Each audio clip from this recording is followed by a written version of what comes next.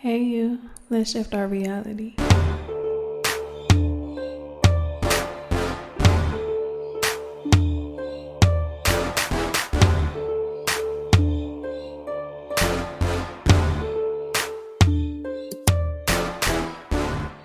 Hey y'all, it's me Lonnie from ilovelonnie.com or Talk Lonnie the podcast on Apple Podcasts, Spotify, and YouTube.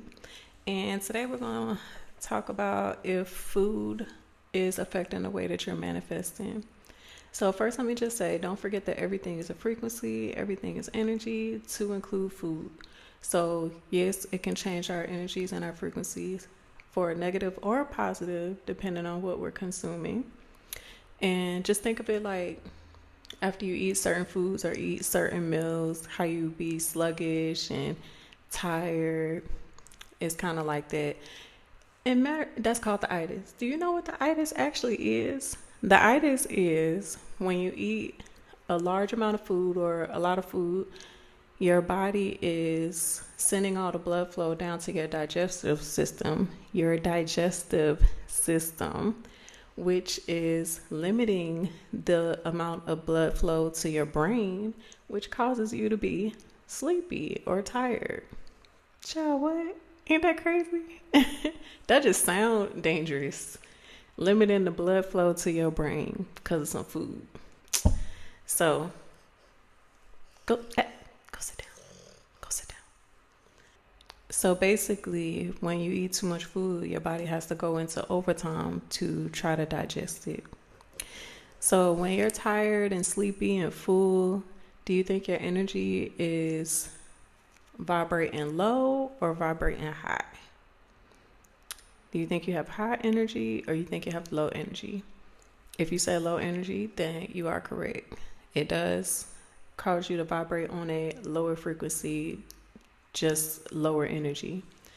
And with that being said, we know, or as a reminder, the frequency that you are on, the energy that you're putting out is actually what's showing up in your 3D. So if you are on a low frequency or a low energy, that kind of, that's going to hinder, or not really hinder. That's going to affect what's showing up in your 3D. You're going to attract things that are on a low frequency or a low energy frequency. On top of that, health is wealth. So in my opinion, it costs more to be sick or unhealthy than it does to just be healthy. I mean, they do say being healthy is expensive because everything's so high, organic stuff, and which is true. But just compare that to how much you probably rack up if you had to keep going to the hospital, how much you rack up if you got to keep buying medicines or missing work or just whatever expenses can come with just being sick. So I feel like it would be more expensive to be sick, depending on the person, I'm sure. But for me, I feel like it would be more expensive or more of a risk or a disadvantage to be sick than to just be healthy. So I don't know. It's just about making a conscious decision to be more mindful. And actually, what I'm going to do for New Year's, I'm going to start off with maybe like a couple weeks or a couple months. I know that's a huge difference for real. Just kind of depend on how it goes because it's not that easy. But what I'm going to do is I'm going to try the vegan lifestyle. I did do it before years ago when I did a fast. I think it was the Daniel fast when you fast for like 30 days. So I did that. It was no meats, no sweets, no dairy, if I remember correctly. And it was like a bunch of other stuff that you couldn't eat. But, I didn't last the full 30 days, but I did a good little couple weeks. I made it past a couple weeks, so I was still proud of myself because that's hard, So shout out to the people that are vegan or vegetarian, whatever the correct terminology is. Don't eat meat. Don't eat anything that your body probably naturally, or I'll say your mind probably naturally wants. And it could be a huge transition to try to get rid of or to keep yourself from wanting that, especially when the whole world is just eating it around you, stuff like that. It take a strong-minded person, in my opinion, to do that. But I'm about to try it. So starting January 1st, I know I sound like a cliche, right? Oh well. January 1st, I am about to do no meats. And what I'm gonna do, hold on.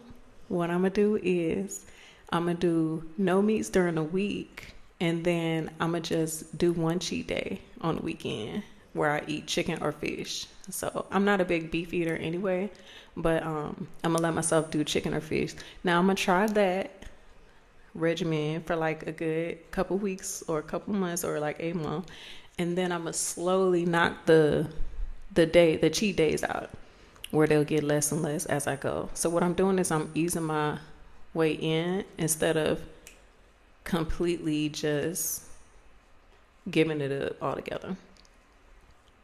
I feel like it's harder, just like when they say when you stop smoking. I've done that before as well, and oh my goodness, that is definitely so hard.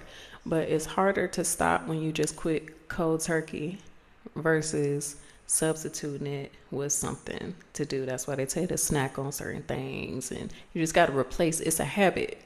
You know, we talked about that. We talked about that in a different video too, but it's a habit, and it's easier for you to replace that habit with something else to wean yourself off of it. But we'll go into more details of that later. So this is me marking, and I'm not, trying to talk anybody into trying it with me, but this is me marking a little piece of my journey where January 1st, I'm going to cut out meats for a bit, or try to. But so nobody is perfect, but this is me trying to put forth a little bit of effort to be better, with myself, showing the universe that I care. So good luck to everybody. Thank you for being here, and I'll see you in the next video.